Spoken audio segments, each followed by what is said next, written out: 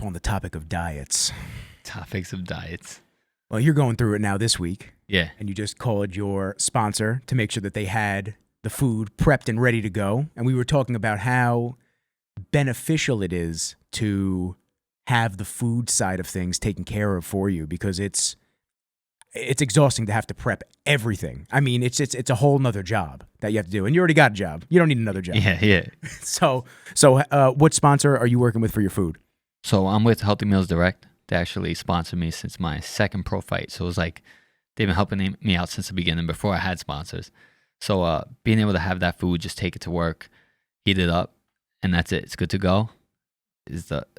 Helps out so much, because I remember, and it tastes good. That's the best. That's the best part. It's like when you have a sponsor that actually has a product that you enjoy, that makes all the difference. I'm eating like a barbecue chicken flatbread for lunch. That's healthy somehow, some way, and it clearly is, because I'll get down and weight and stuff like that. So yeah, it helps out. It tastes good. It's easy, just in every aspect. This week though, I can't really eat it. I'm picking it up to have it. Yeah, I'm just gonna freeze it because I gotta take out the sodium, stuff like that, go into this whole weight cutting ordeal. So we are in fight week for my man, Alex Vargas. For y'all that don't know him, this is my man. We've known each other since I got introduced to you at ProFit. That's how long ago it was. Yeah, it was like 3 years ago now, right? Yeah, dude. You guys had the spot over there for a little bit, and you had the ring. You were just doing your thing. And yeah. Alex was like, "Hey, could you get some clips of the fighter over here?" I was like, "Yeah, sure." And we got some stuff, and it was cool, man. It was nice to link up on that.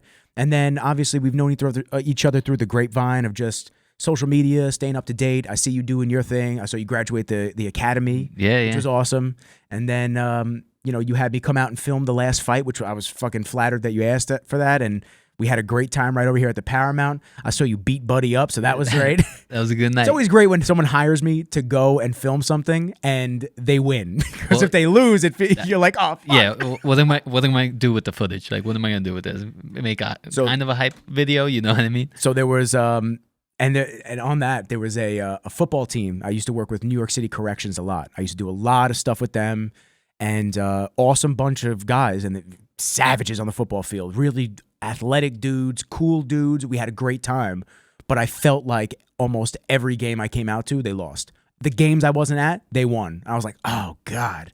I'm like, what? All right, so we're just making montages, I guess, because I'm not doing a documentary. I'm not trying to film a whole season and, oh yeah, this is the loss, this is the win, this is the loss. It's like, okay, if I keep coming out and we have 4 games that I came and filmed and 3 of them were losses, you're just kind of like, yeah. Okay. It's stressful on both ends. Like, that's why I was like, this fight, I'm like, I'm just gonna keep it simple. Like, whoever they had back there before the fight in the dressing room, it is what it is. But I was like, I want to be super focused, not many cameras in the back kind of thing, because it's a big one for me. Sometimes so many different cameras and stuff in your face can get you off focus. So I'm like, this one, let's keep it simple. Just whoever's in the back. Obviously, don't want to lose. Like, if someone's coming making a highlight video for you. Yeah, of course. So it's tough. It's tough even on my side, because there's a point that you have to be respectful to the athlete and the people that are the subject of the video. There's a point where the camera doesn't need to be jammed in their face anymore. Yeah. So when I was working with Flex Lewis, he was getting ready for the Olympia, and I was with him down in Florida. We documented his final week leading up to going out to Vegas, and then we were getting each workout out in Vegas, and I was flattered and honored because I just started my video career, so it was pretty fucking cool to be able to film Flex Lewis, one of the best 212, if not the best 212 competitor of all time in bodybuilding. But I would say to him, like, after everybody would leave and, the room, his coach would leave and this and that, and he's just trying to sit there and decompress and eat a meal. I go, hey, just let me know when you want me to leave, like, and put the camera away. Because I know, looking back, you may say, oh, I wish we captured more, or I wish we captured this and that. But I also you don't need a camera in your face 24/7. So like, and I want to be respectful of, like, if you start talking about things that can't be captured on camera, I don't want you to think that I'm just sitting here rolling, and I have a bunch of footage of things that you didn't want. Yeah. So with stuff like that, I can definitely understand, because there's a moment when you're backstage, and I really want you to go into, like, that psyche and that thought process of, like, hitting it in the back. You're getting amped up before a fight. You know, I wanted to talk about the emotions coming into the arena and then obviously staring the opponent down in the ring. Yeah. And there's a lot of emotion, man. So to have somebody that you either don't fully feel comfortable with putting a fucking camera in your face, and they don't have that rapport with you where they could be like, hey, dude, let me know if you want me to bounce. I mean, even at your last spot, I asked you a few times. I said, just let me know when you want me to leave. You and Pops, you know, you guys want some alone time to focus at the task at hand.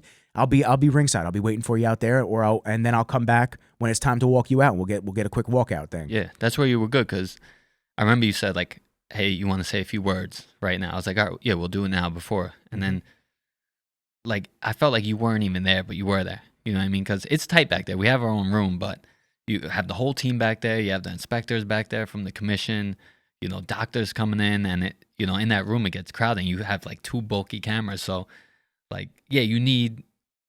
It does make a difference for an athlete with the camera guy there, because if someone's just in your face, bumping into you constantly, it's not going to work out. It's going to throw you off. Yeah. So yeah, having you there was big time. I appreciate that. And you know, to be honest with you, that's not like to give me my flowers. That's to let other people know that do videos, that are listening to this, that try to capture content, whether you're a news outlet, whether you're, hired by the athlete, anything like that.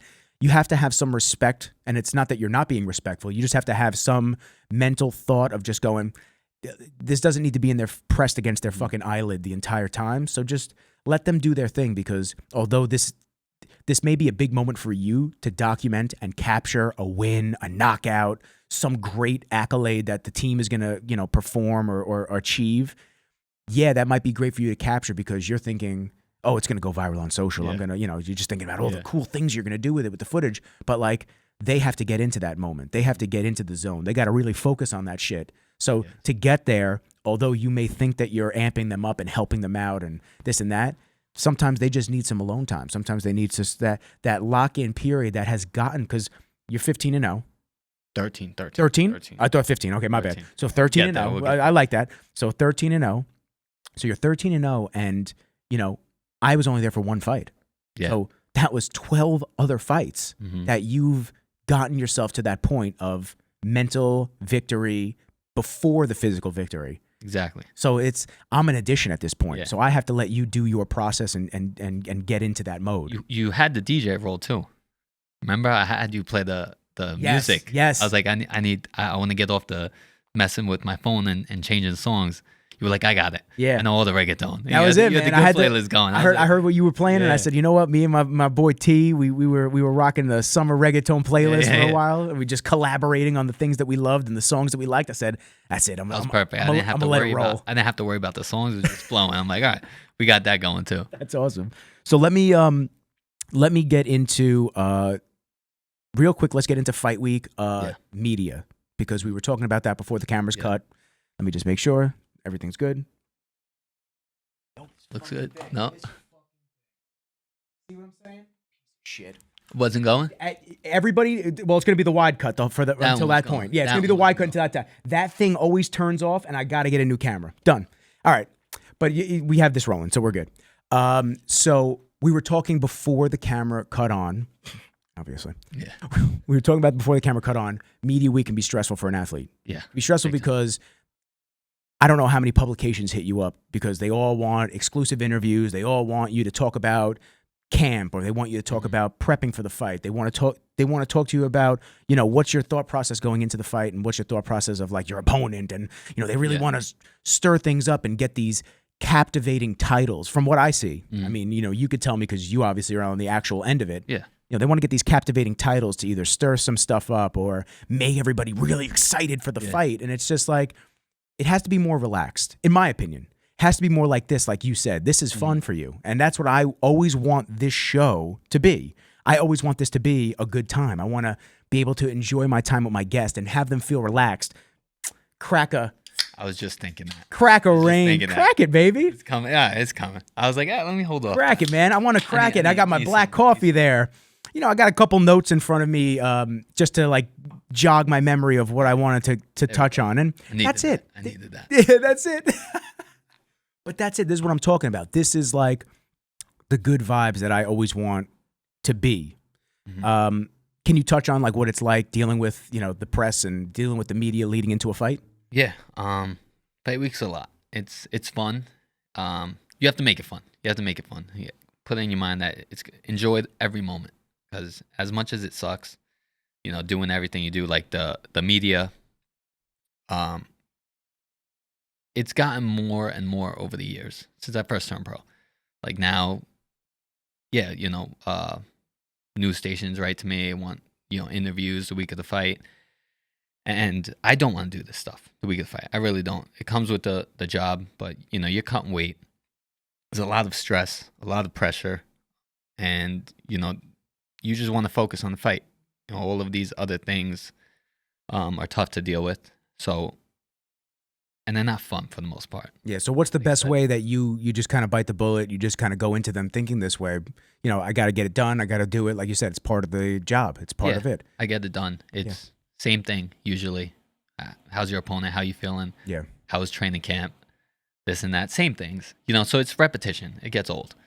Constantly doing it. But like if it's something that's fun, like this helps me enjoy fight week. Just talking, flowing, not the usual, just your opponent, this, that, the same things. Like, it's all the same. Weight cut sucks. So being able to have fun and do stuff fun, I just think it's more flow. Like you said, like we're just talking. Just having a conversation. That's all it needs to be. It's not right off the bat, like, who's your opponent? What do you think about your opponent? Yeah, what do you think? Like, it's the same thing, so we're just flowing. That's what makes it fun. It takes your mind off the fight, which is a good thing. So that's what it is. And now you take off this week for work as well, because it's a grueling week and you need to just focus all in on this process. Yeah, I had to take off for work. Obviously being a police officer is stressful itself. And while weight cutting, not the safest thing to do. So fortunately I do have a great job that, supports what I do with fighting, and they back me, and I get to take off, and I'm able to focus on training and the fight. So that's one less worry. So thankfully for Suffolk County Police Department, I get to do that, and that's it. We're just locked in now. Well, there's a lot of Suffolk County cops that were supporting you for the fight last time. They were all amped up, routed up. Yeah. It was great, man. Yeah, but cool. It's cool because it shows that side of like the job where everyone's there to support each other outside of just wearing the badge. Yeah, y'all are there for each other on your own intramural and accolades, and coming up to try to be a pro fighter and do like your real big shows, right? Are you pro right now? I'm pro. Yeah, you're pro. Okay, so look at me like a jerk off. Yeah, like, be a pro fighter. You are a pro. I just didn't know. So you said that last time, and I wanted to ask you this too. Yeah. You said last time that this next fight gets you the ability to do bigger fights. Is that what this is? Yeah, this is it's a big one. This is for the WBA Continental title. Okay. So it's vacant right now. You get one of the WBO, WBC, WBA titles, and it's just shooting you up in the rankings. So I win this fight.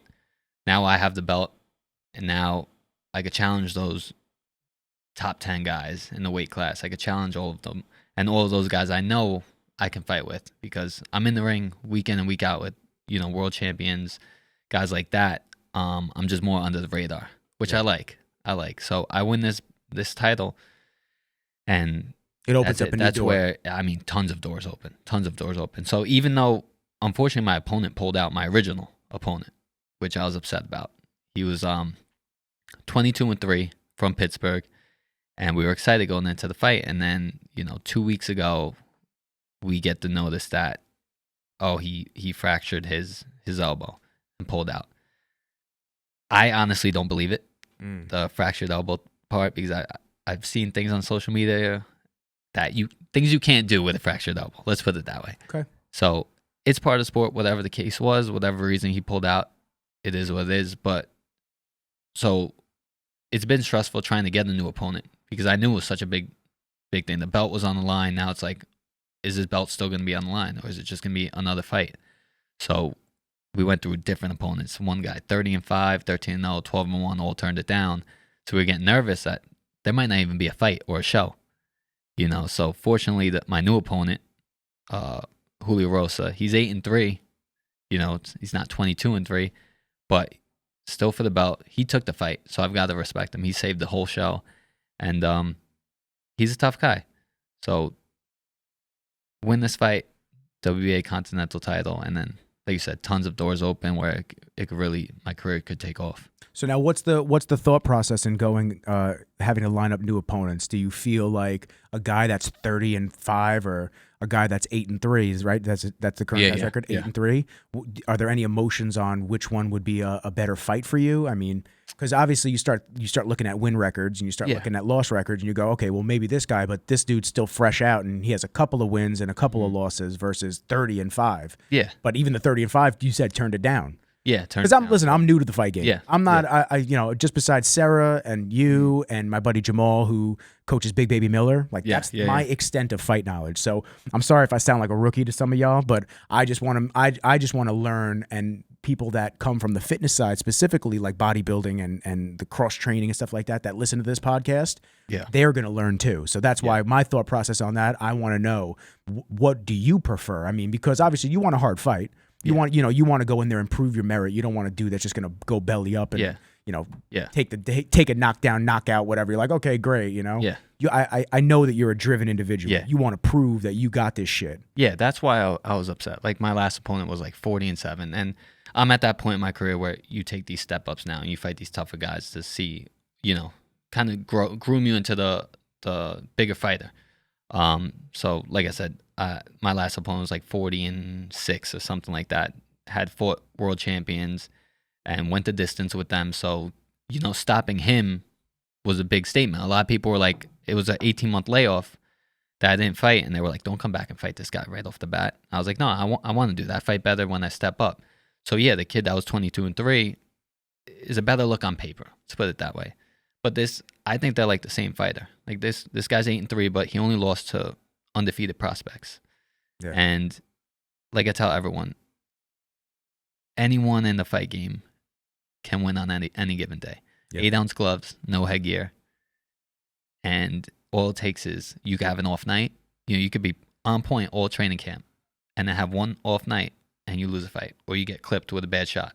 You lose a fight. That's the thing. You see it all the time. You see somebody just get it the wrong way, and they're just like, they get stunned up, and the other person takes advantage of that stun up, and they go right in on you. And they could be winning the entire fight. You could be up 9 rounds, and there's 10 rounds of fight. You get clipped in the last thing. So everyone's dangerous. That's why it just would have looked better on paper for me. But either way, we were fortunate to get the belt to be on the line still. Okay. So that's it. And now, when you're getting ready in fight camp, which I want to talk about camps, we're going to go back, by the way, to the history of what got you into this and stuff like that, because I'm generally interested. When you are preparing for another opponent, how many weeks was your prep before? You said he pulled out 2 weeks prior. So how many weeks were you preparing for this fight? And you looking at this, I'm sure you watch footage of him. And you're seeing what his strengths are and his weaknesses are, and you're preparing for that to now pivot to another fighter. Yeah, it becomes tough. Yeah, it's tough. I mean, we knew, I think end of August, we had the contract signed to fight my original opponent. So yeah, we're prepping for him, watching tape, and working on little things that we could do against him to now all of a sudden a brand new opponent. Different. I mean, he comes forward, but they're different. This opponent has longer arms, stuff like that.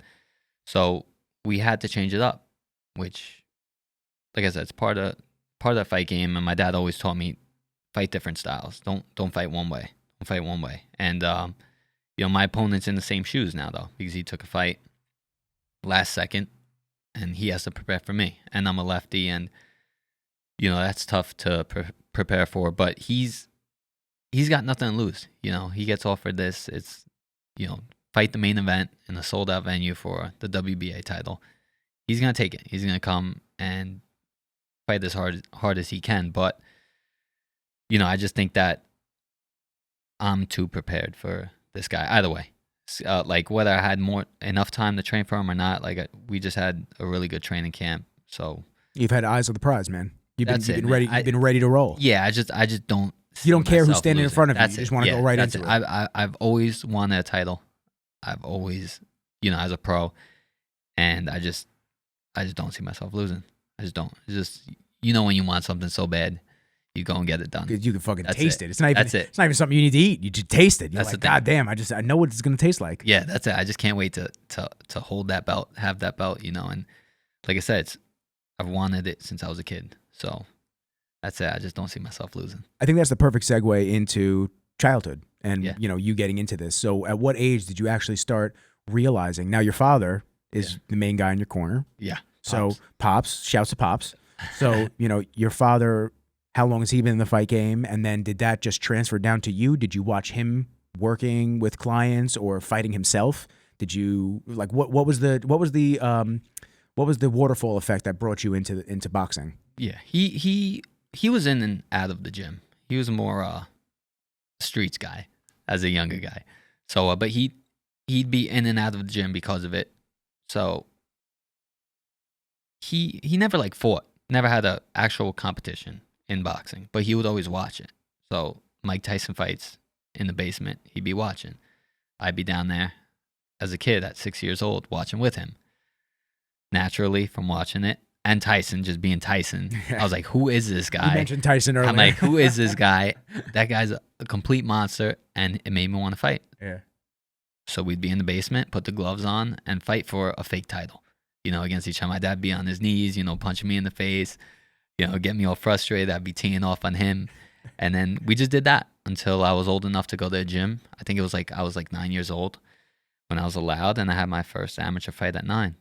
So it kind of, it's just been since I was born, I guess, just seeing it, Yeah, well, you're a product of your environment. That's really what it comes down to. Yeah. And that happens in a lot of different instances for a lot of different people. You're around something, you see it, you embody it, and it becomes part of you. Yeah. And so I love that your love of the sport came from Dad, though. That's awesome. Oh, it did. It's great. 100%. And we've been through it all, since the beginning, the ups and downs, the people telling me that my dad doesn't know enough to get me to where I am. My dad doesn't have the experience to get me to where I am. And I'd say we've done pretty well. I know guys. Pretty sure he's done pretty good so far. Yeah, I know guys that were supposed to do more than we were, and now we're here headlining, selling out shows, fighting for a title.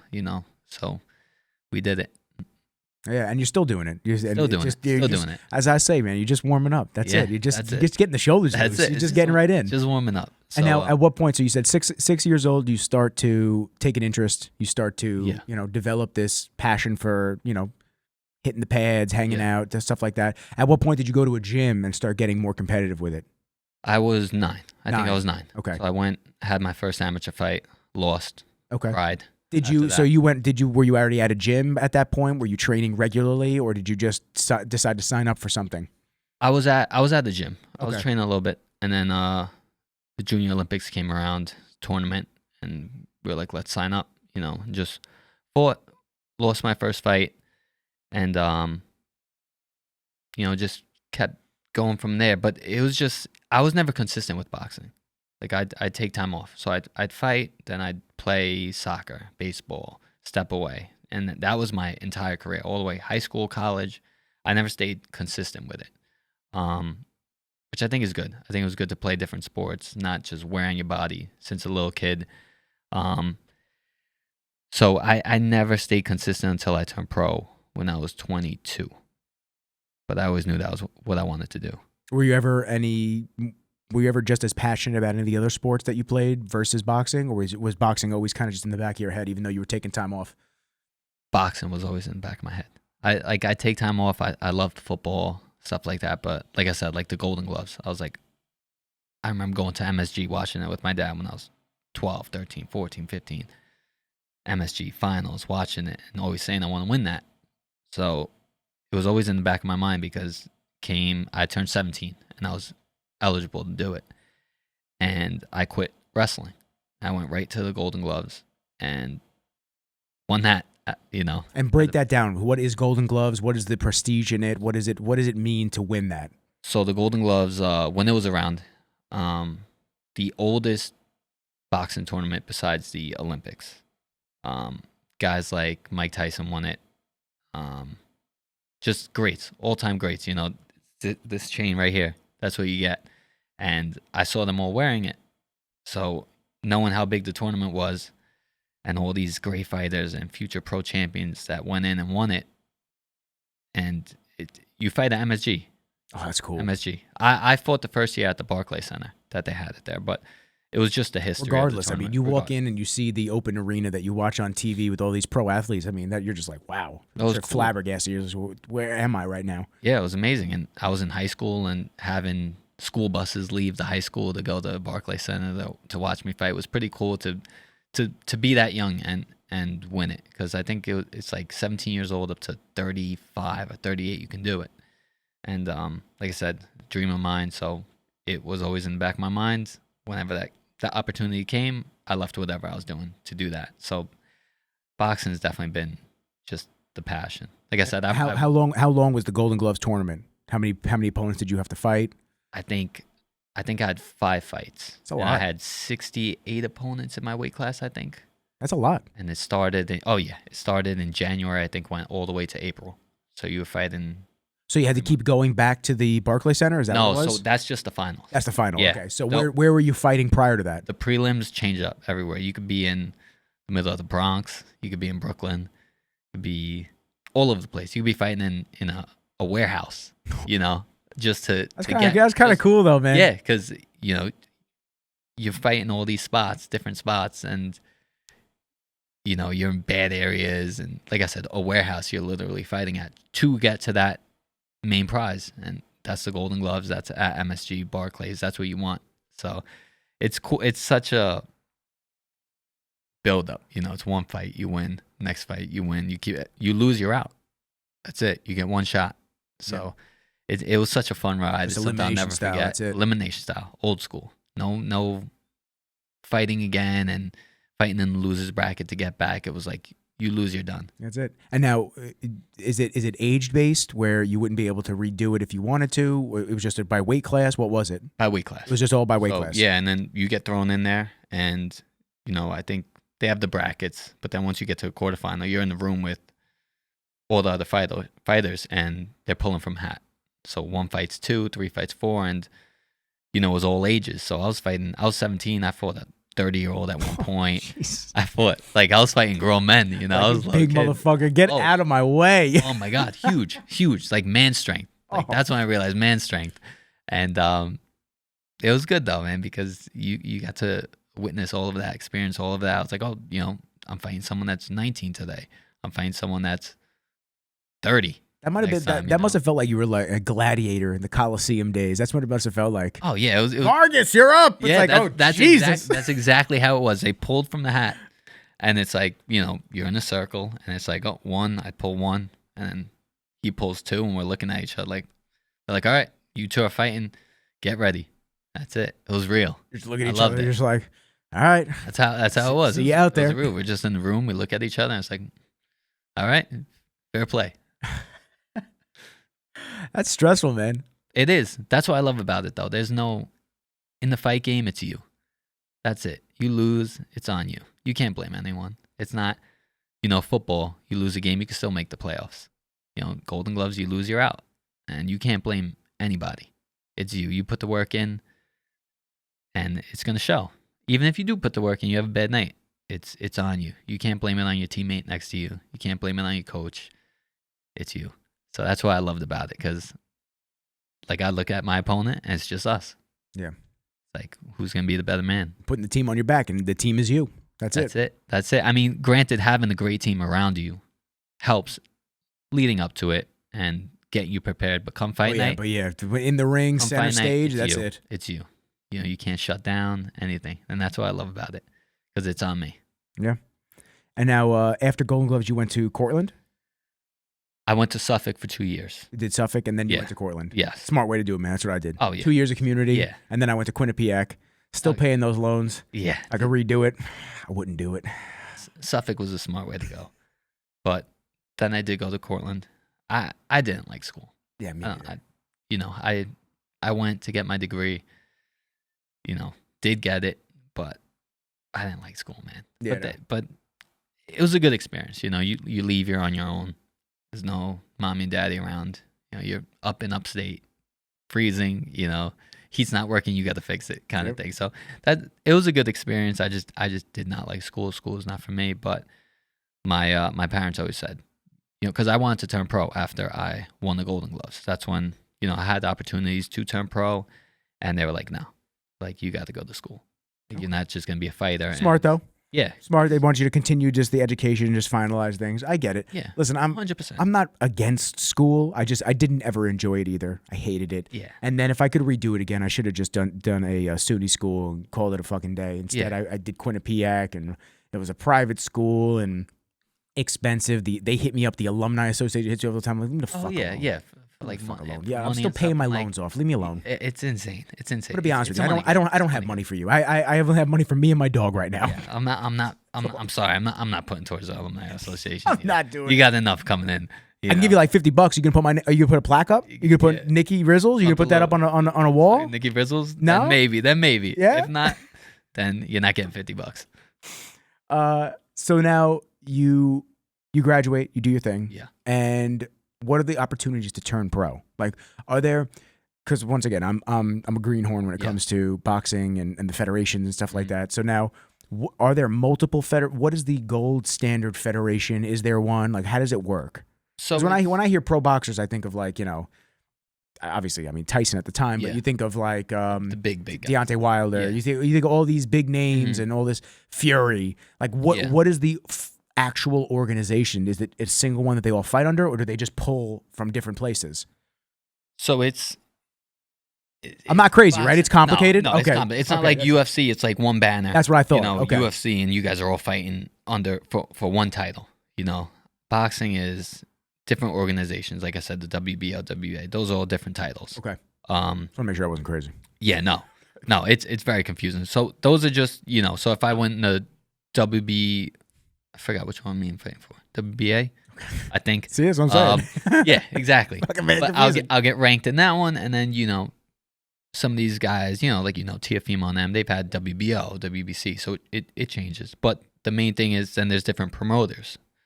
So I'm signed to Star Boxing, and you have Top Rank where Tyson Fury's signed to, and PBC is another one, and then their job is to like promote you and get you bumped up in the rankings and work their magic and get you a title belt and get you these opportunities and get you the money and this and that. So it's extremely complicated, but you have to get signed to a promoter who you're comfortable with, because a lot of these guys are free agent. If you're a free agent, you have no backing. So the hard part is getting signed to a promoter who's gonna back you and basically dictate your career. So now the promoter is the one that will get you the fights. What does a manager do then? Partially, my manager will negotiate The everything, contracts. the contracts. So Okay. Promoter will get the fight, he'll offer so and so this. Now, this, what if and the that. promoter's getting you a fight that's in a different federation than what they're promoting?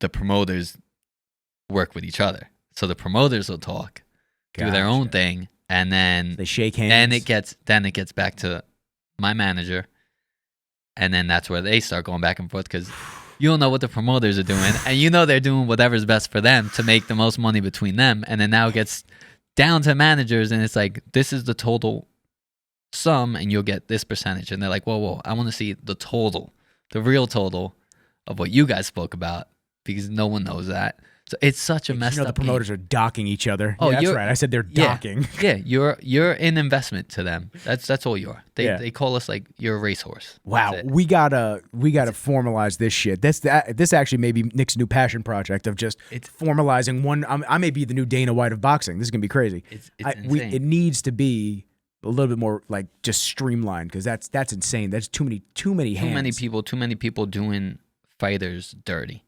Oh, I'm sure. I mean, fighters getting the short end of the stick big time. I could imagine.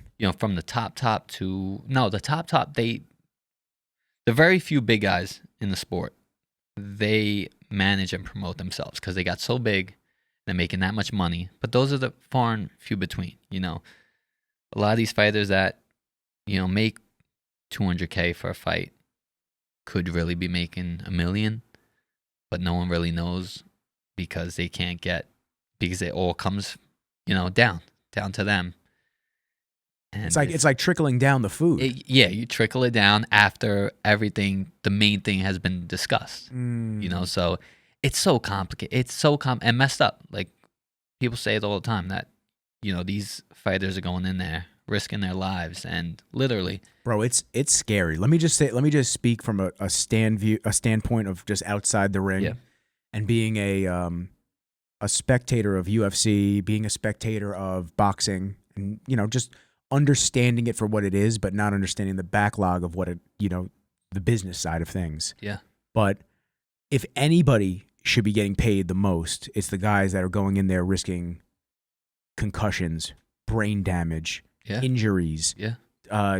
I've seen videos of dudes getting hit in the back of the head just the right way, and then they're fucking paralyzed. Yeah. It's like that is some scary fucking shit. Yeah. It really is. When it really hit home was when one of my sparring partners actually passed away in a fight.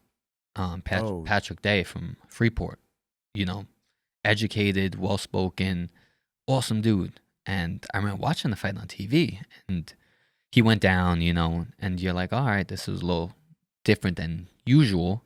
But then he ended up passing away, and you're like, wow, because it was close to home. Like, you heard about it happening, but the fact that we shared the ring, sparred all the time, shook hands, I was like, man, this really hit home. Like, it's scary. Like, how did he? What did you just get hit the wrong way? What was it? I mean, is there a right way to get hit? I think it's just.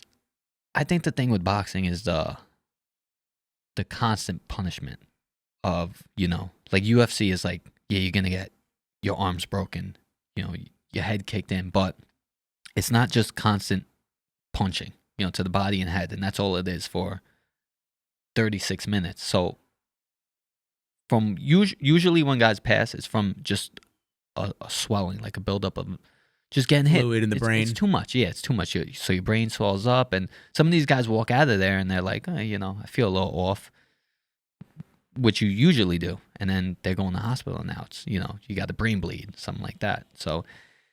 And what do you have to do for that? You just got to wait it out and just. I mean, that's when the doctors try and relieve the pressure. They relieve the pressure. They try to put a hole in to like take some of the pressure out of it. Yeah. So I believe that was the case with him. I'm not sure. I just remember, like I said, when it was close home, it was like, that's tough. It was tough, and I fought 2 weeks after that.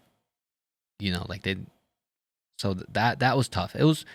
Well, it almost feels like not you, but the promoters and the showrunners. It's just like, well, the show goes on. Yeah, that's what it feels like. That's life. That's that's life. That's just everything. You see football players get injured and they get his ass off the field, and it's like, okay, let's get back to it. That's and it's a tough thing to kind of stomach. It's tough. It's tough for me being a fighter. It was just tough seeing that, but I had to go in there and fight. It was more tough on my family. My mom was just like, she doesn't watch me fight. She goes when I get in the ring, she steps outside. But it was stressing her out, like, big time. Like, once that happened, my dad as well, but he had to hide it. He's my trainer. Yeah, the whole boxing. He's your guy, man. He's got to get in there. And he's got to help you out, and he's the shoulder that you need sometimes. So it's dangerous. It is scary. Yeah. I mean, listen. At the same time, you could also say that there's a lot of things that are dangerous. Could walk down the fucking street, get shot. You never know. Exactly. It's like there's a lot of something like that hits you and hitting the fucking house on my block. What's up with flying that, dude? right through that. They got to fix that house. They got to do something about. Yeah. Can they airlift it out? That's what I think they need to do. At least put a barricade. Because that's happened numerous times. Yeah, there's a house that y'all probably don't have any idea what we're talking about. There's a house at the end of my block that comes as you come into Huntington Village, and it gets mobbed. Just like cars just be smashing into it. Drunk drivers just be hitting it all the time. I'm telling you, I watched the people move in there, and I looked at the apartment like from the outside. I went, oh, it looks fucking nice, man. They really did this shit up. Yeah. And then all of a sudden I see police tape, and I was like, yo, a car drove through that shit the next day. I actually like a week later. I heard the guy or whoever was in the house was actually sitting at his table, bro, like a freaking movie, sitting there, and just boom, table gets wiped out. He's like he's going in for that last scoop of pie. Yeah, and it's just the whole thing just goes away. He's like, fuck's my pie. Imagine that. Car just takes the old, and you're just like, whoa. That's Wile E. Coyote shit, bro. Nuts. No shot. That's man. Nuts, man. No, I can't do it. So I like my spot. My spot's cool. I'm like up on. I'm up. Yeah. Anybody hits anything, they hit in the porch. We're no good. One's flying through your house. No. Yeah. You're not downhill right at an intersection like that. Yeah, no, but they do be blowing that stop sign by me all the time. They do. It's exhausting. They do. And I got to listen to the drunks walk around. That's probably the worst part. Yeah, that's the worst part. Yeah. People ask me like, "What's the worst part about living in Huntington Village?" I go, honestly, it's like every now and then, every Saturday night or something like that, you all of a sudden you'll just hear Hey man, what are you looking at? I'm just like, and Kenji wakes up, he'll lift his head up, I'll look at him, I'll be like, oh, these fucking people, go to man. sleep, man. Just shut up, Yeah. go home, take an Uber and leave. Late, man. It's too Yeah, late. get out. Just do anything but be. I actually walked outside a couple times.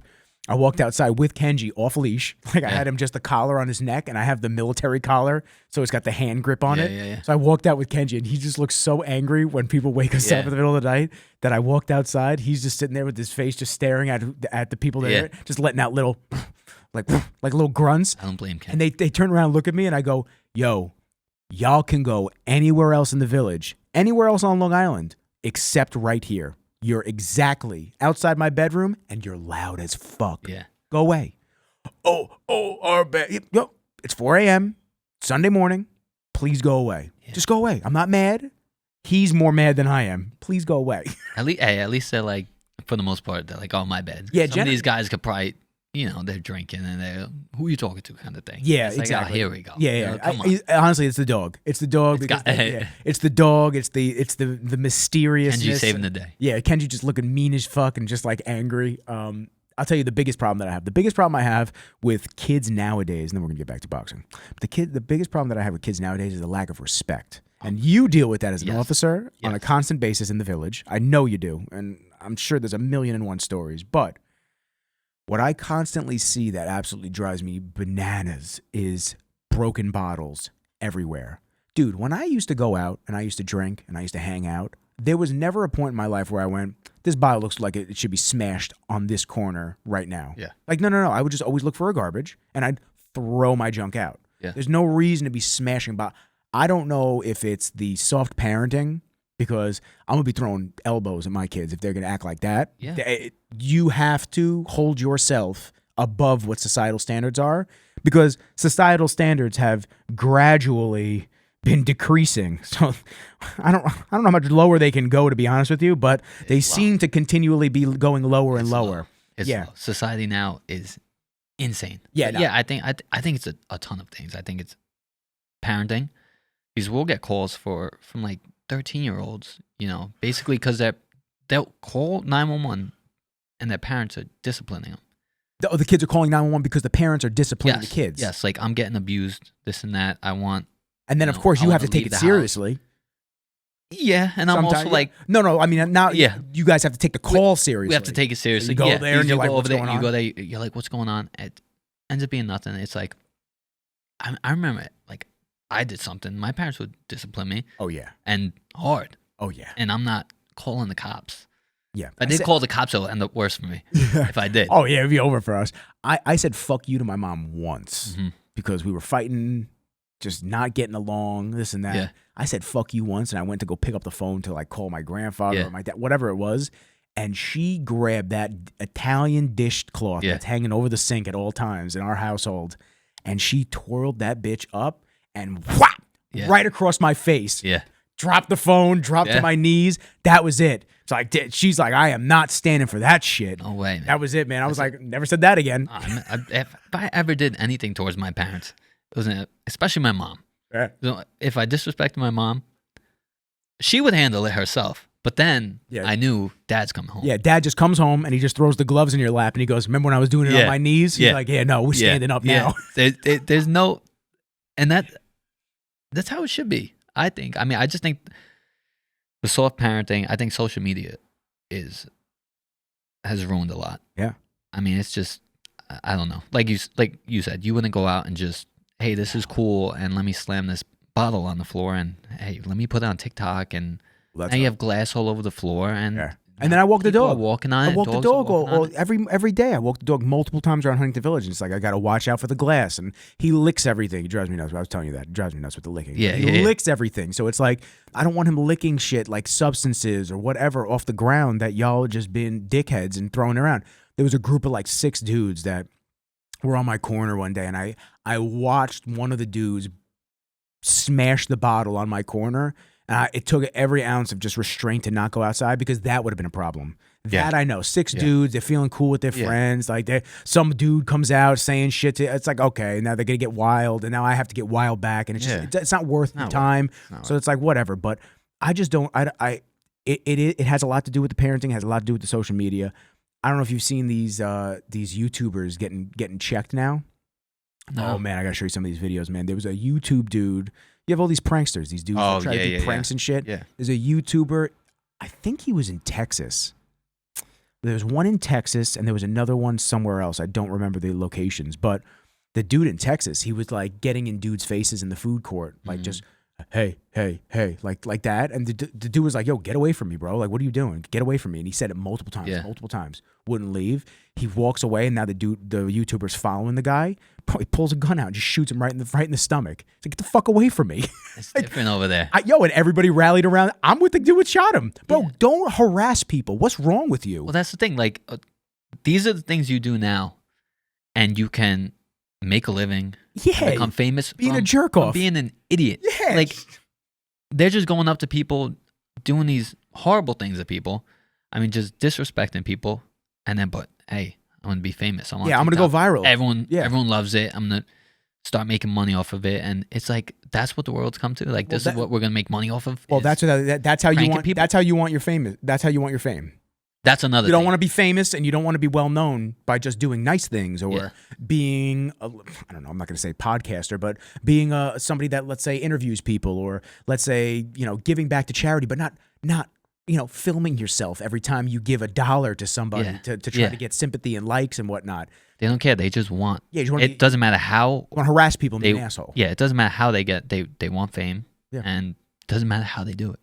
Whatever it is for the fame. I find that they don't find the people that are the fuck around find outs. They don't find them often enough because people are too nervous about the repercussions of doing stuff like that. Especially nowadays. Imagine if someone's in your face barking at you like that and you punch him in the face. Oh yeah, well then you're gonna get in trouble. Yeah, which is the craziest part. But actually, I think the dude that shot him, I think he's got off.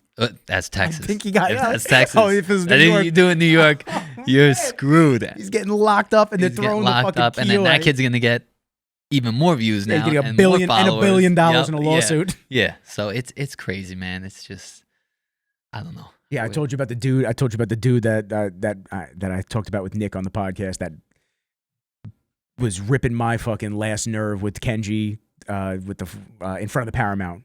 Oh yeah, he was yelling in my face. Yeah. I'm just like, oh man, dude.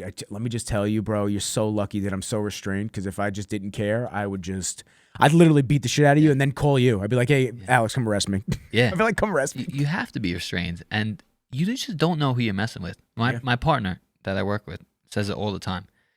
He's like, you just don't know who you're messing with. Like, you don't know whether they have a gun. You don't know if they're a trained fighter. Yeah, there's just no need for entertaining any of it unless you really have to. Yeah, which I try, but my entire life I've always been able to avoid things like that. Always, even in bad situations, I've always been able to either talk my way out of it or just like avoid it completely.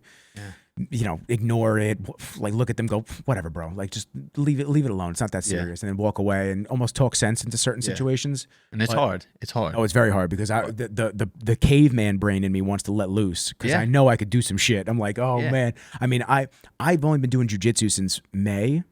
I'm a white belt with 1 stripe. Yeah. I grapple at the mixed class. I do shit like that. It's fun. I love doing it, but you become way more aware of how much more control I have over people that have no idea how to grapple. Oh yeah. Like, oh yeah. I'm not good at jujitsu. Like, I have no idea what the fuck I'm doing. Yeah. But when you go against guys that are their first time rolling and they don't really know, you slip one arm around their neck, they start going like they're just oh my god, and you just see the panic. And there's no panic in terms of like how to get out of it. It's panic of like they just sink in deeper into like the worst move ever. It's just like here we go. So to be able to like learn how to wrestle and throw people and control bodies, I mean, you as a boxer, that's a whole nother. Striking is like really, keep your fucking hands up and shit like that. I'm just gonna be shooting for legs. Hey, it works. And like I said, if they don't know, I mean, you see videos on YouTube of like these 70-year-olds getting, picked on by some teenager, and then they were a fighter and they just sleep them. It's so satisfying. Oh, it's so satisfying. So man. satisfying. Just throw them with a cross. Yeah, and they look so good. And you can tell as a 70-year-old man, they're like, oh, this is great. Oh, you're like he's tight with it, like man. Old school, yeah. But, people just, I don't know. Everything nowadays, I feel like, is out of control, man. Yeah. It really is. It's such an interesting world that we live in. But like you said, I think the biggest takeaway for that is just like keep your cool because you really don't know who you're fucking with. You really don't. And that goes on both sides. Even if you are a trained fighter, even if you are someone that knows jujitsu, dude could have a blade, dude could have a gun. And that was another thing. More so nowadays. And that was another thing. You know, I always kept like I always had like a little work knife on me, stuff like that. You know, I would always think about it in that aspect too. It's like, okay, great, I have this piece of hardware that I can defend myself with, but I'm not a fucking knife fighter. Yeah. So like, what if they're really good with knives? Now they take that from me, and now I basically just gave them a weapon. Yeah. Now they know how to use it, and I'm fucked. I'm getting stabbed with my own knife. Yeah. They're just sitting there hitting me with it. I'm just like, yeah, that's my knife. Yeah, that's crazy. My knife. That's nuts. My knife against me, but hey. All right, let's see. I wanted to know if there were any boxers that influenced you. Obviously, you said Tyson. Mm-hmm. Were there any other boxers that influenced you or inspired you at an earlier stage? Tyson was the initial just to get into boxing. I did have people that I looked up to as an amateur, and they were amateurs in the gym. Did you find that the guys that you actually got to train in the same room with were more inspiring to you than seeing people on TV? Yeah, definitely. Okay. So some of the guys in the gym that were, you know, much older, and they were doing their thing, won the Golden Gloves, this and that, turned pro. I looked up to them, some of them. But the funny thing is, a lot of those guys that I looked up to as a little kid are my biggest haters now. Really? Yes. Oh. The weirdest thing. Well, because are you doing better than them? Yes. Yeah. But I just don't understand it. Well, they love to see you just doing well, just not better than them. That's the line. I guess so, because I was like, man, this is sad. Like, I remember looking up to him, and now like he's talking down on me. So I don't know, it just came to mind when you brought that up. I was like, man, the guys that I looked up to are like, you know, not for me now. Unfortunately, that's very common. Because like I just said, that quote is certain quotes that you hear, it's like they resonate and they stick around for a long time. Yeah. Because like, you know, everyone tries to be like the next Shakespeare. Everyone tries to make banger quotes and they sound cooler than they actually are. But then you hear things that actually resonate and you go, that's why that's been around for so long and it actually means something. Mm-hmm. You know, generally your peers like to see you do well. They want to see you succeed and get wins and do this. But now there's that fine line where you start to actually do better than them. Yeah. You're maybe making more money. You're getting more fight chances and opportunities. Yeah. You're winning more. And they start looking at you not as a peer anymore, but as an opponent and as somebody that they don't want to do better than them because you're going to continually rise up. Yeah. Yeah. It's weird. Like, you know, I'm fortunate to have, you know, a good amount of supporters. You know, we sell out the Paramount now and do like 30,000 ticket sales. But the least amount of tickets I sell are from my hometown, which is like another crazy thing to me. Like all these other supporters from other towns, like they're buying in packs, coming out to support me. But then like I do have hometown supporters and I'm appreciative for them, but I like the least amount of tickets I sell are to people from my hometown. Mm-hmm. I would say the least amount of downloads from my podcast are from like my tight group of friends. Not like Tyler or Gabe, my buddy, but like the friends that you think would be the first ones to start posting the podcast or posting episodes or shouting you out, stuff like that. They don't. Yeah. So I don't get offended. I know not at all. I notice it. It's an eye opener. I notice it. Yeah, that's all I do. Yeah. I notice it. So like when and it's not so much of an eye for an eye. I'm not I'm not looking for revenge. I'm not looking to like get back at people. Yeah. But it's like when y'all want the support, I'm just not going to be there. I'm just not going to be there in full force. And and it's not in like a petty way. No, it's just like I hope you understand. Yeah. Like, I know you get it. Yeah. I know you get it. That's what you gotta say. I know you get it. But that's it. You know, where were you for the last 10 fights for me? Yeah. I heard some stuff from news outlets. I heard some stuff from people. I heard some stuff, and maybe it's wrong. Maybe it's correct. But that you actually did say these things or think these things. But you know, that was my takeaway from what I was. And like you given. said, it's nothing like. It's just something you notice. Yeah. Like I have the people that have been. Yeah, it's hard when you say things like that. It's hard for people automatically think that you're just trying to be petty and you're just trying to like match the energy. Yeah. But actually, that's exactly what I'm doing. I'm matching the energy. Yeah. You're trying to get. I meant to say get back at them. Yeah, but it's not matching like, the energy. That's all it is. Yeah, I mean, it's just something like you notice, and it's like, oh wow, like I've had my people that have shown up haven't missed since like my last amateur fight.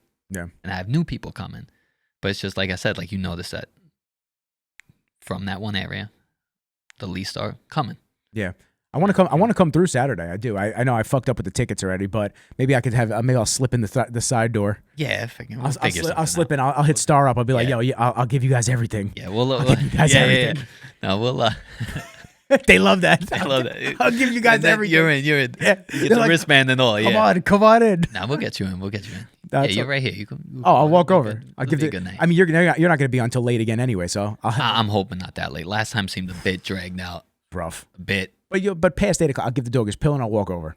Yeah, Done. That's it. Yeah. All right, so I got a couple more questions that I wanted to touch on. Got them right here.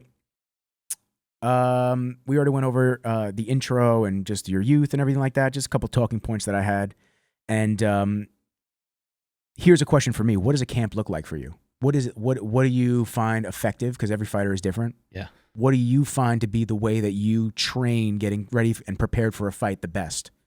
Is it a lot of bag work? Is it a lot of sparring? Is it just a mixture of everything? Because I'm sure there's, is it cardio? Like, what goes into it for you to be a well-rounded fighter?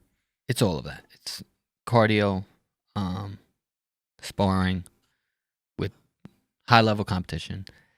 Do you find sparring better people than you helps you, or because in jiu-jitsu, John Danaher, he was GSP's coach, and he coaches Gordon Ryan and a lot of really good jiu-jitsu practitioners. Yeah. He talks about getting ready for big tournaments and big fights, fighting lower belts, sparring against lower belts, because it actually helps your game. Oh yeah, yeah. No. So I don't know if that's something that you find effective or not. No, with me, it's sparring the top competition. Like, I sparred with a few world champions for this fight, and it's exciting.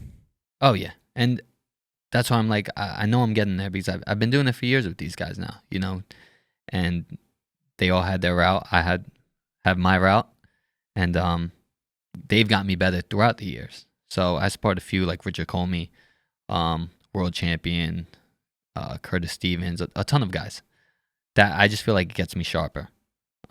And what is each one? Looks. Well, yeah, I was going to say, what does each one bring the guys that you fought so far? Like, what have you noticed from each one to the next? Is it heavier hitting? Is it different style? They're different styles. I mean, they're all different styles. Like, Comey is probably one of the hardest punchers I've ever sparred. And his record shows he's like 28-3 with like 26 knockouts.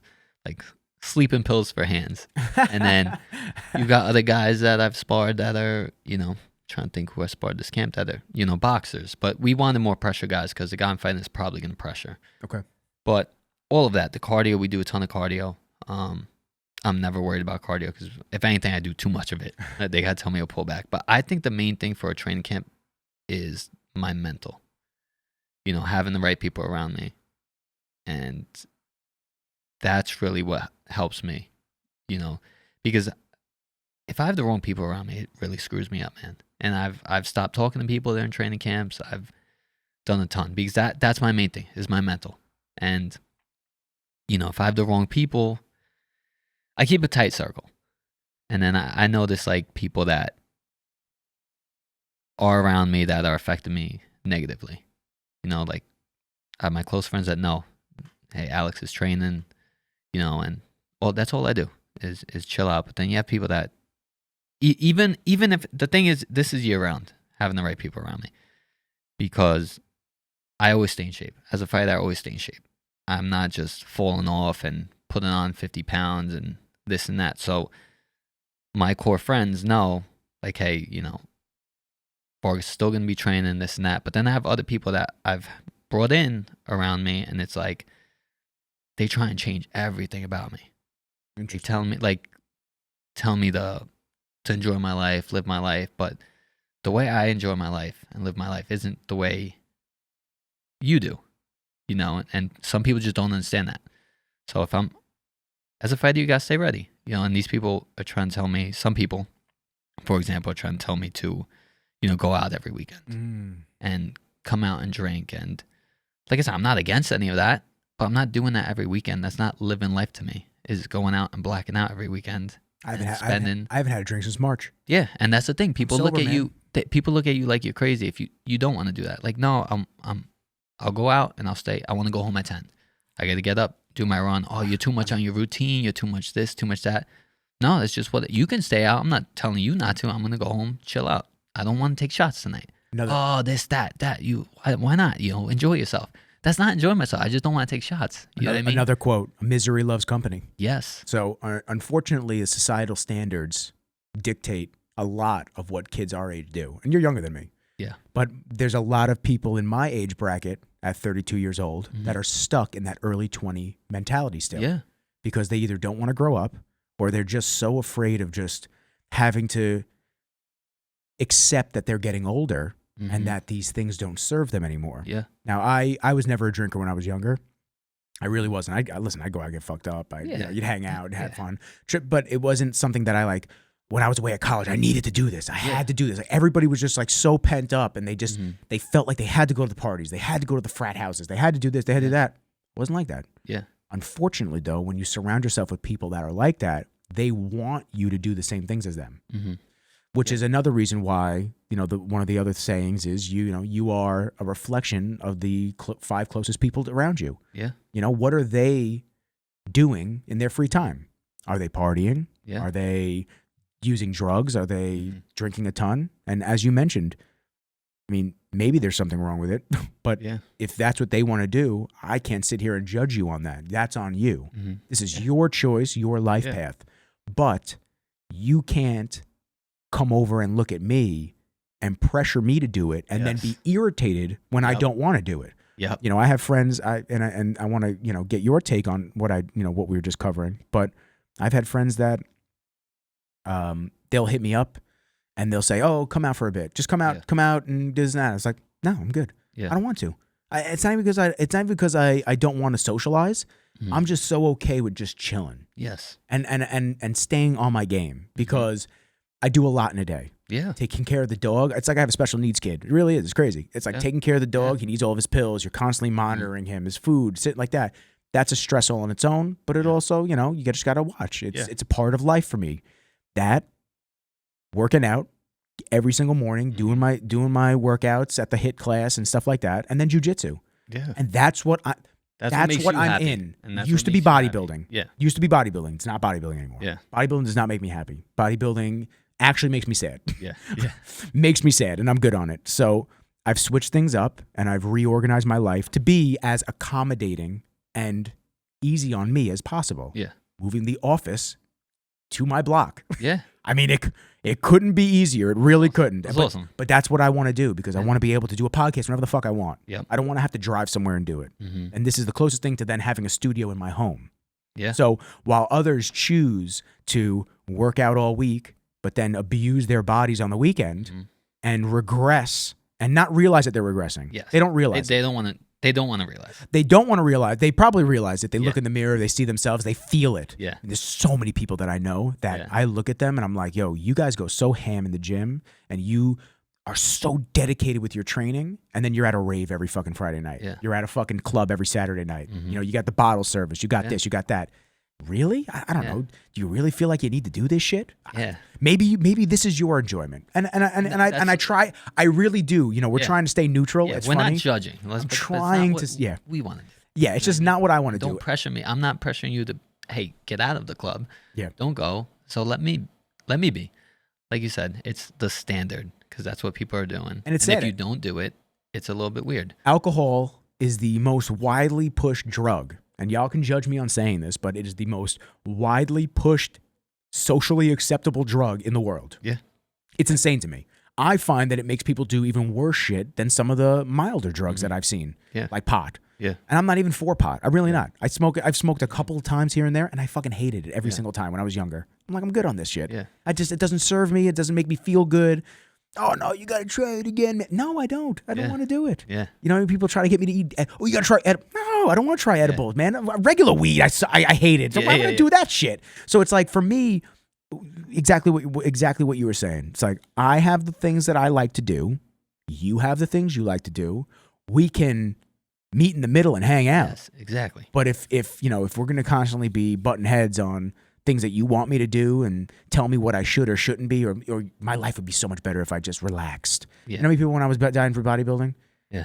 Oh, bro, just go get a cheat meal. It's cool. Like, just like, They don't get it. Just relax. Just eat whatever you want, man. It's like, oh, okay, yeah, fuck it, right? Yeah. I've just been dieting for 22 weeks for this bodybuilding show. Yeah. Fuck it. I'll just go get a cheat meal now. They just don't get it. They just don't get it. And I don't know if it's a drive thing, and I don't know if it's a misery loves company thing. Mm-hmm. I think it's a mixture of a little bit of everything. Nobody likes to self-sabotage alone. So you have to watch that. Yeah. But then that's also the people that you can't have in your circle. Yeah. So it's like a catch 22, catch 21. I don't fucking whatever they call it. Whatever they call it. But that's like how much that can affect you mentally. Clearly, like how we spoke about what we were just talking about. That's why I keep those people, or I give them the boot when I'm in training camp. Because I've got a fight to worry about. I'm locked in. Even if I don't have a fight scheduled, I don't need that in my life. That's it. Because then if you stay around it, you'll start kind of catching yourself. Oh yeah, going into it. And you'll I've done trip that before. You'll trip up. I've been around the wrong people, and I've started, going out more and this and that. And I'm like, what am I doing? Like, I wake up, what am I doing? Like, I feel terrible. Like, this isn't what got me here as a fighter, from doing this and that because other people want me to do it. So it's just, like I said, the main thing, I always know I'll be in shape, but the main thing is my mental. And that I've learned. That's the biggest thing in camp. What percentage would you say is mental for the fight game? Most of it. I mean, I'm going to say, let's say 80%, because I know I'm in shape and everything, but it's the mental aspect. You're going to have the doubts kicking in. You have to kick that out of your mind. Like this week, you start cutting weight. You start getting a little bit loony, and a little crazy, and you have your doubts setting in just because your mind's not, you're not feeling good. You can't wait. Your mind's not on point. So you've got to know to focus that, or learn to keep a strong mentality. So I think that's the main thing, because in the fight, you're going to get tired. It's how do you react when you do get tired, or how do you react when you do get hit? You prepared for it. It's just how you're going to take it mentally. Yeah. Mindset has been a big topic just for life lately. Yes. And it's quite an interesting thing, because for a long time I was able to master the physical side of my body and deal with the ever-changing hills of weight gain, loss, and rolling hills of that. And then I said it on the last episode. I haven't posted the Marina episode. I'm probably going to post that tomorrow morning, like I told you. And this will come out on Thursday. We're recording this on Monday. Yeah. So you'll be deep into the weight cut at that point. Very deep. I'll be in it.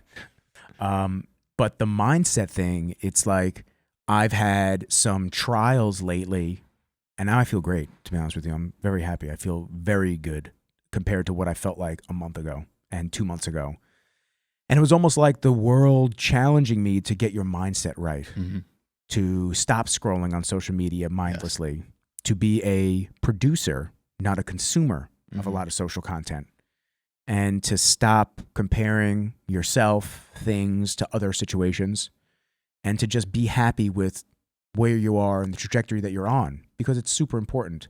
And every episode that I've done since, I did one with Lindsay. I think that was in September. I did one with Lindsay, even Dre, like Andre, when I did some episodes with him. Yeah. Every single episode has had a little segment about mindset. Yeah. And it's just proving to be such an important thing that we're all realizing. I don't know if it's because we're getting older, but at the same time, I feel like our parents' generations, they really didn't think mindset at all. I think with the introduction of a lot of stressors and constant stimuli from all of these electronic devices and people trying to be famous and trying to do things and just, not being themselves, and the aggravation of the world, I think it has become super important to protect your space. Yeah. And that is part of why I like to stay at home.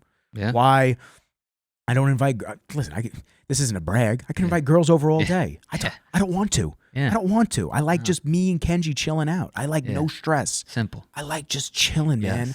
Because then I got to fucking entertain. I don't want to deal with it, man. Unless it's somebody that I really get feeling for, like special-wise. Yeah. It's like that's another side. All my boys, not all my boys. I can't throw them all under the bus. But some of them will be like, "Oh man, you got this dope apartment, this and that. You be having girls here every couple days." Nah, man. Nah. I want to podcast. I want to play a little Xbox. I want to read. I want to meditate. I want to chill. I got to protect my space. Yeah.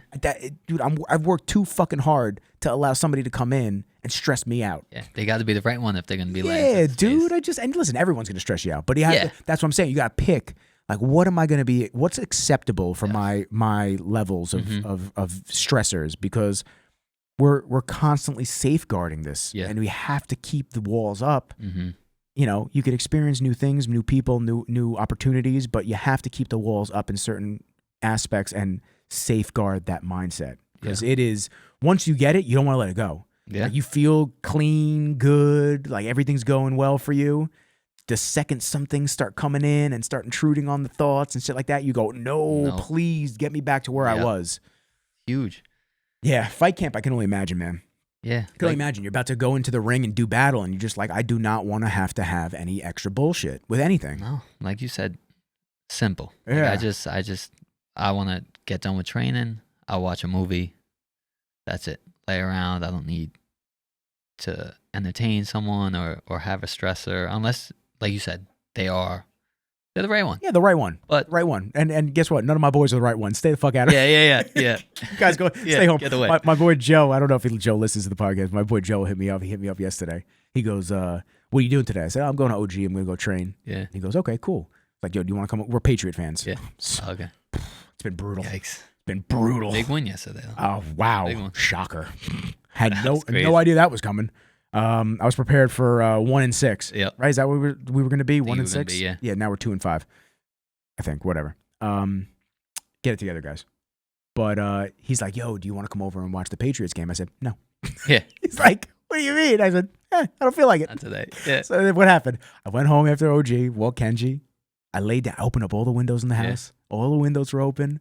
Getting this beautiful fall breeze. Yeah. Oh, man. I went, yo, it was great. I put the game on, whatever game was on, because I only bought Red Zone, because fuck you, NFL, for how much you charge for what is it, the NFL Sunday ticket? Yeah.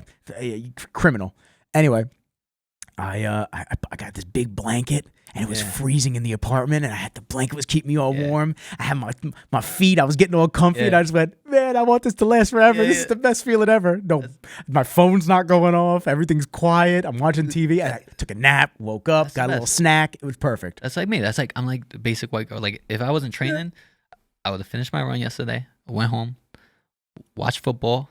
I would have had like a pumpkin spice latte or something. Like, that's it. That's all I need. That's it. Dude, watch football, chill. The fat boy in me keeps telling me to go get the pumpkin cold brew foam on top at Starbucks. Oh, dude, isn't that thing like it's not eating like 20 donuts? Is it that one? No, it's not that one. No, I was gonna say there's no way you're having that one. No, it's the cold brew. Oh, but with foam on top, and they do pumpkin. They do pumpkin like cream foam on top. Shoot, it's delicious. It's not that caloric, but it's just like when you start looking, because when you're tracking everything and you start looking, you're just like, oh my god, 30 grams of sugar just for this fucking thing. Yeah, I didn't know it was that much either. And it's just foam. That's all it is on top. That's why I thought it was like whipped cream. I was like, oh, it's nothing. Then I looked. I'm like, oh shoot, because I was training. I'm like, I can't have this. I'm gonna ruin Starbucks for a lot of people real quick. Let me see if I can pull this article up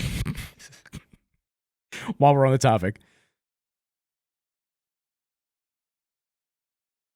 Does Starbucks coffee have mold? The truth revealed. Mold? Yeah. Oh, boy. The safety of Starbucks coffee and its mycotoxins. Doesn't sound good. Yeah. I don't have the article prepared, but I'm going to click this and we can run with it. It's been a household name when it comes to coffee, with over 30,000 locations worldwide. Oh, my God. Mold can grow in coffee in a variety of ways. One way is through the beans themselves. If the beans are not properly dried and stored, they can become moist and create a breeding ground for mold. Sorry for anybody who doesn't like the word moist, but get over it. You're adults. Another way mold can grow in coffee is through the brewing equipment. If the equipment is not cleaned properly, mold can start to grow inside. And then there's been a couple of studies. Starbucks quality control measures takes the safety and quality of its products seriously. The company has a rigorous process for sourcing, roasting its coffee, as well as testing and quality control procedures to ensure that its products are safe for consumption. But there's controversies and claims. In 2017, a California woman filed a lawsuit against Starbucks claiming that the company's coffee contained mold and that she had suffered from respiratory problems. The judge later dismissed the case and ruled that a woman had failed to provide evidence that Starbucks coffee contained the mold.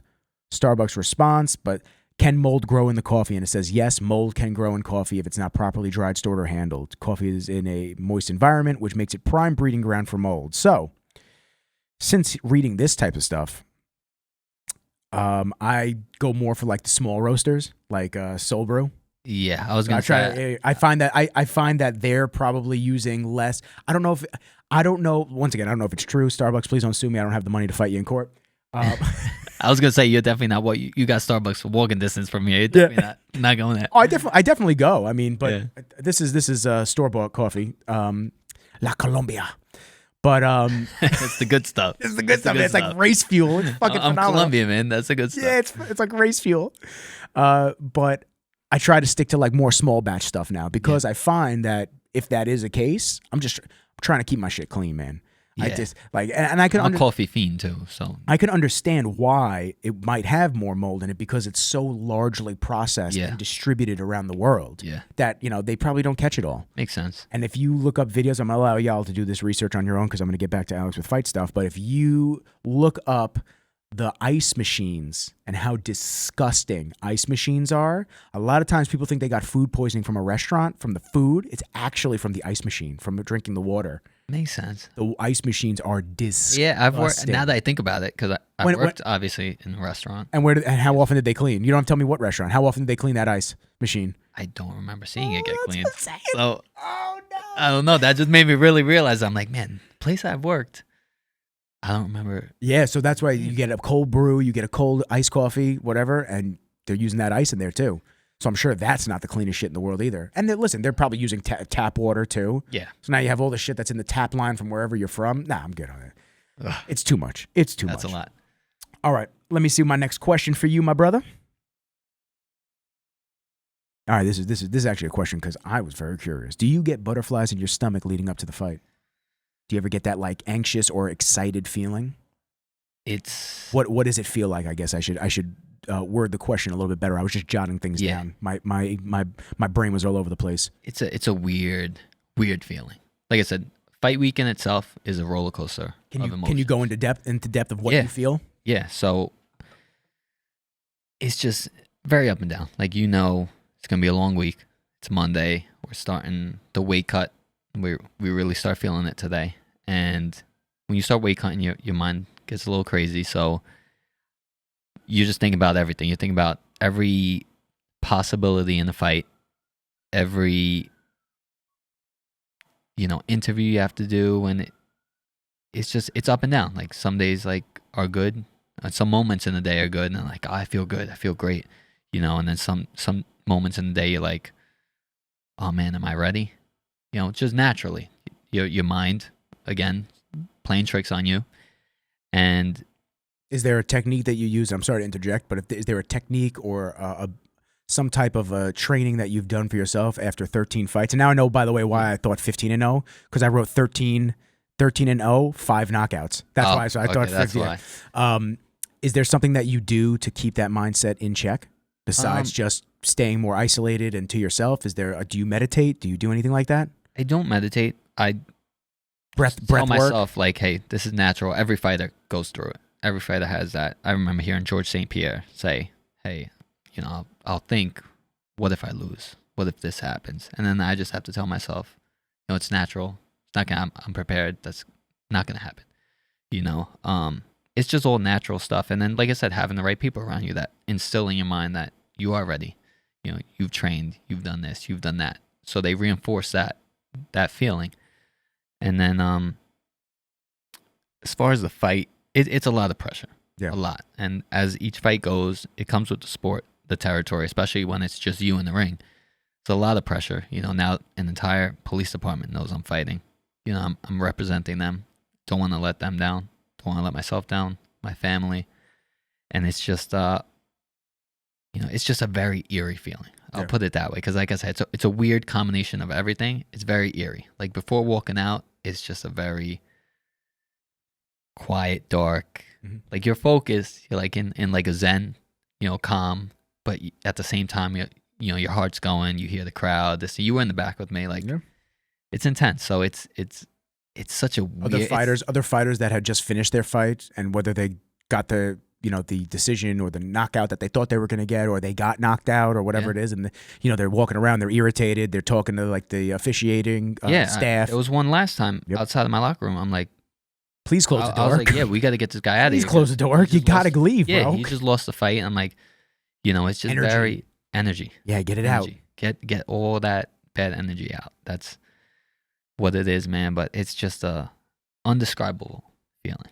Yeah. Very, like I said, because you're excited, but you're trying to keep it calm so you don't mess up the game plan, and you're sticking to the game plan, trying to stay focused, and then there are nerves and that pressure, and like I said, there's an after party. You don't want to, ruin that. Yeah. I mean, there's still gonna be an after party, but is it gonna be the same? So it's a ton of emotions. It's a roller coaster. Yeah. A roller coaster. I can definitely understand that. Yeah. I can. And I snap on people. Like once I get to tomorrow and I start cutting more weight, my mom, they all know this. Short. You feel short. Oh, very short. But they definitely get it and they understand because it's just a temporary thing. And it's funny though, because my mom really pays attention to it. Like I'll be sitting at the dinner table just like, man, suffering. I want to eat and stuff, and she's sitting there suffering with me. She's not eating, and she can. I don't expect her not to, but she won't.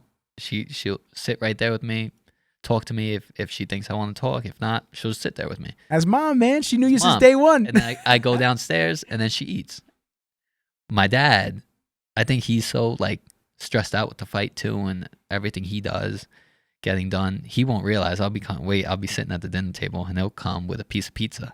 I'm like, man, this is so good. Does not realize it. I'm like, I want to kill this guy. He just won't realize. He's like, man, it's so good. Like, it smells good. And I'm like, you got to be kidding me. Dad, I just walk. That's like me with the guys. That's like me with the drunks outside my house. Dad, just go anywhere but here. Yeah, just that's anywhere, it. That's anywhere it. but here. That's it. Go watch football over there. But don't sit right next to me and tell me how good this pizza is. If you bring a wing over here, I'm gonna lose it. Oh my god, and that's how it goes. But my mom really holds it down and really.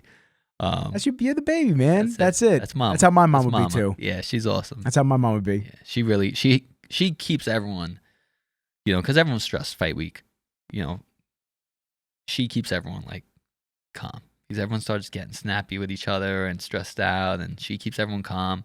Then after weigh-ins, everything kind of calms down. Like I get to eat, and now it's just like, all right, now we just gotta go out there and handle business. But and you're still home now. You still live at the crib with mom I am. and dad? Yes, I'm leaving. And I know you after said you were the fight. getting. So I'm leaving. Do you think that fights, like pre-week fights, will be easier or worse now that you be out of the house? That you don't have them there as the support? Do you think it'll be less stressful in certain situations? In certain situations, I think. Naturally, family around, you're gonna start butting heads, constantly just asking things. Even if it's simple, like my dad asking about my weight every day, every second. I'm like, Dad, it's not gonna change in 2 hours. I wake up later each day. We'll see as it gets closer. But those things you start butting heads, stuff like that, naturally. So being out of the house in that sense will help because you won't have that. Mm-hmm. But I do need them around because once I start going into the bath or the sauna and start cutting weight, I need them around. I need them to, help me up sometimes. Like I'm a little weak. I need them to, Mom, can you cook me my fish, please? Because I just can't right now.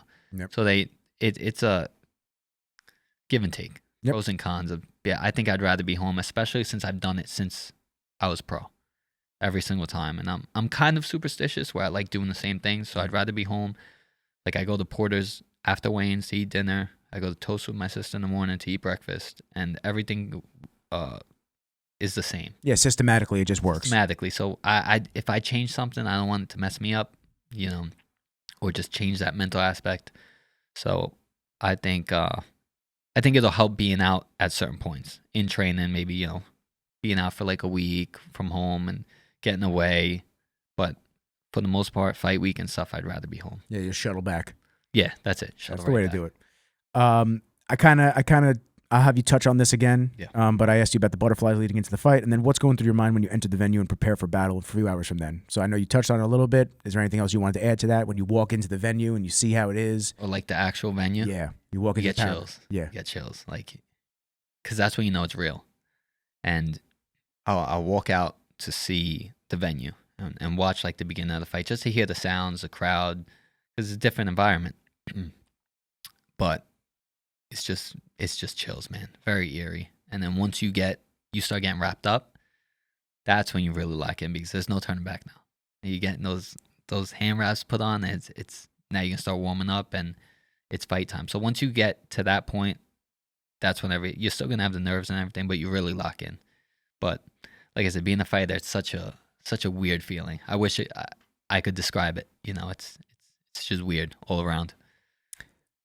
Weight cutting and then preparing for the fight in the final week. What does a weight cut look like for you? You don't have to give like specific details, but just what do you incorporate? Sauna? Is it, I know I was going to ask you because I saw the UFC put out a video with Volkanovski. Did you see him cutting weight? I didn't see that one. I have to show you when we're done. I saw. It was pretty crazy. The Cyborg. Okay. That one was rough. Yeah, man. Even McGregor. Yep.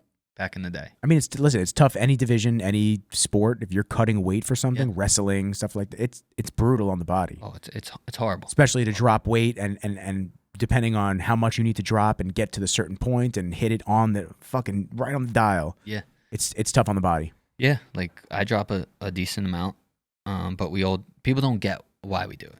But it's for that advantage in the ring. I was gonna say. So what is the main reason? Is it so this way you come in and then you can build back up and be heavier? Yeah, so I'm bigger from my weight in that aspect. I get down to it, and then fight night, I won't disclose what I come into the ring at. Yeah, but you don't need to. I put on a decent amount, and that helps. You know, if you have extra weight on someone, you feel punches more, you feel theirs less. Weight wears on you, so if you have a couple pounds on them, it's going to wear on them. If you try and walk them down, they're not going to be able to push you around as much. So that's why fighters do it. They bulk up fight night. If you can get down, bulk up fight night. As long as you rehydrate the right way and you don't overdo it, you'll be good. Like it's a science to it. It's a science. Like my first pro fight, I didn't know what the heck I was doing. I just ate and ate and ate and ate, and I was like sick. I was heavy. It was horrible. So you got to do it the right way. If not, it's not going to help you in any way. But if you get down the right way, which is never fun, cutting weight. If you get down the right way and then you rehydrate the right way, it's an advantage. All right, let me ask you this. What's the go-to meal after you make weight? Because you said you're systematic, and you said you go to Porter's? Yeah. So right after... What do you order? I need to know. So first, right after weigh-ins, I have to chill. Like I'll get my Pedialyte, have like a banana and a protein bar and eat it slow. Like my team has to tell me, hey, stop chugging the Pedialyte. If not, you'll throw it up from cutting weight. So I'll just snack throughout until I go to dinner to Porter's, get my body used to eating again. Consuming fluids and whatnot. Yeah. Then I'll get a nice steak, some sweet potato fries. Nice. Just Are we getting any dessert or are we just leaving it right there? No, that's it. Okay, just making sure. I just do a nice steak, not too big. Last time I did I forgot what it was, but it was too much because I didn't want to stop. My man got the tomahawk. I got the huge steak, and I was like, he was like, let me get the one with that bone in it. Yeah, and I kept, you're full. And it's like, I'll take another bite. Yeah. Take another bite. So I think I'm just gonna get the little like a filet mignon, yeah. Filet, some sweet potato fries, snack on little appetizers here and there, nothing crazy, and that's it. And then what's breakfast looking like? Go to Toast in Patchogue. I never know what the heck I'm gonna get there. Oh, because they have the French toast with different flavors, the pancakes with different flavors. Like it's crazy. But keeping it in mind, are you counting calories at this point or no? You're just just packing on the carbs. Main thing, carbs. Packing on the carbs and just not overdoing it. That's it. So I get a big thing of pancakes, whatever chocolate chip, whatever the heck it is, cookie dough. I'm eating them, but once I'm full, I'm full. Okay. I'm stopping. But that's it, man. I can't wait. I can't wait now to eat that stuff. All right. So let me finish on this. Ready? So stepping into the ring, looking into the eyes of another man ready to do battle can be stressful. How do you stay centered and focused with the task at hand? It's a good one. Take your time. That's a good one. Read that again. Yeah, I got you. Stepping into the ring and looking into the eyes of another man ready to do battle can be stressful. How do you get centered and stay focused on the task at hand? First thing that came to mind was just, I'm not letting this man beat me. That's it. I feel like everything else comes with that. If you say, I'm not letting this guy beat me, he's not going to beat you because you're going to stick to the game plan. You're going to stay mentally strong. You prepared for 8 to 10 weeks for the fight. Everything's there. Now it's just not letting this man beat me or beat you because you've done everything right to get ready for that moment that no other man's going to beat me. It's perfect. So we got 5 days until fight night. We got 5 days till fight night. We've got a grueling next couple of days. Yep. Nothing that you're not prepared for. Nothing that you're not going to be able to get through, coast right in, and then get ready to do battle on Saturday night at the Paramount in Huntington. Sold out venue. Yep. Ready for this next fucking step. And you're going to go in there and you're going to be the warrior that you know you are. That's it. Become the new WBA Continental Champion. I'm excited. I'm excited for you. I'm excited for the team, for the journey that you've been on.